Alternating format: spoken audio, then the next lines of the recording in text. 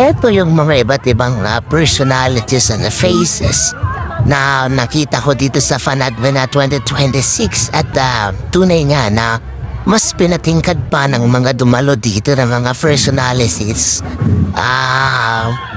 Ang Panalvena 2026 wishes they do it every year. Sa aking palagay, sa aking nasaksihan ay mas kaunti ngayon yung mga artista guys na aking nakita kesa kumpara sa mga nakaraang mga taon na ng Panalvena Festival guys.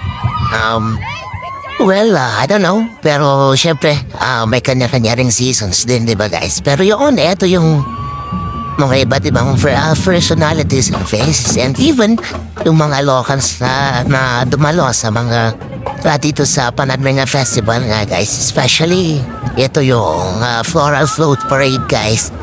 Yan guys, kaya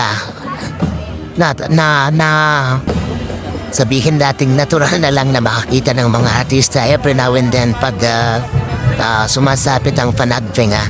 O diba guys, ang saya. At ang mga dinadayo dito guys ay yung isa na dito yung street dance competition and yung floral float. Tara dito guys!